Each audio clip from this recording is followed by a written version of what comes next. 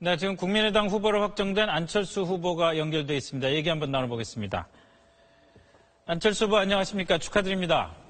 네, 감사합니다. 우선 간단한 소감부터 좀 말씀해 주시죠. 네, 제게 지지를 보내주신 국민 여러분 그리고 당원 동지 여러분들께도 깊은 감사드립니다.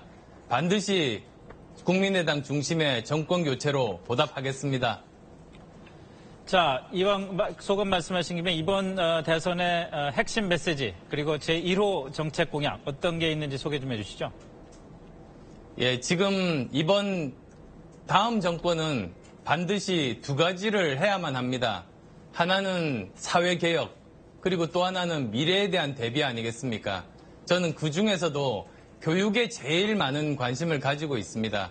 사실 국가의 근간이 교육이고 그리고 또 국가가 아주 위기 상황일지라도 이 교육개혁을 해야 국가가 위기에서 탈출할 수 있다는 믿음을 가지고 있습니다. 저는 반드시 교육 대통령이라는 이야기를 듣고 싶습니다. 자, 그러면 당선돼서 교육 대통령이 되시려고 교육 개혁을 해야 되는데 문제는 원내 39석이라는 정당을 집권 여당으로 갖고 이런 정책들을 과연 이끌어갈 수 있겠냐 그런 의구심을 가진 분들이 많거든요. 어떻게 답하시겠습니까? 저는 반대로 여쭤보고 싶습니다. 박근혜 전 대통령이 150석 이상의 의석을 가지고 있는 그 당의 후보였습니다. 그래서 당선됐습니다. 그 결과로 정치가 제대로 굴러갔습니까? 어떤 그 법안들이 잘 통과됐습니까? 결국은 문제는 지금은 국회의원을 뽑는 선거가 아니고 대통령을 뽑는 선거입니다. 그래서 그 대통령이 얼마나 잘 협력하는 사람인가가 중요한 겁니다. 이번에는 국민의당이 집권을 하더라도 여소야되고 민주당이 집권해도 여소야됩니다. 그래서 사실은 똑같은 상황인 겁니다.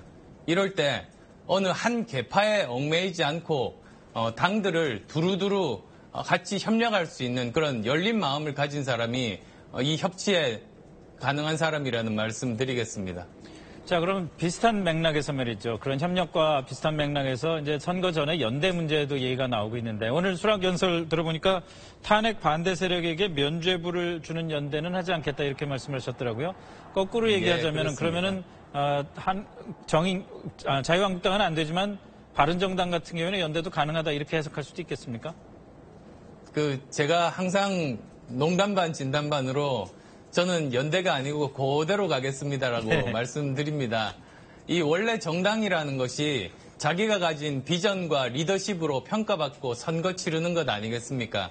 선거가 결과로 이제 승리한 정당이 있으면 그 정당이 주체가 돼서 다른 정당들과 협의하면서 협치의 틀을 만드는 겁니다. 그게 순리고 정도입니다.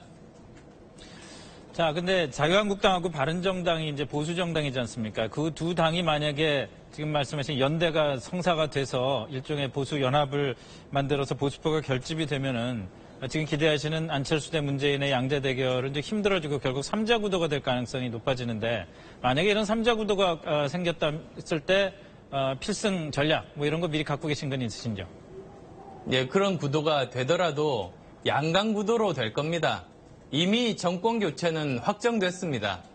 그리고 과연 안철수에 의한 정권 교체가 우리 국가를 위해서 더 좋은 정권 교체인가 아니면 문재인에 의한 정권 교체가 더 좋은 것인가 그것을 국민들께서 판단을 하실 겁니다.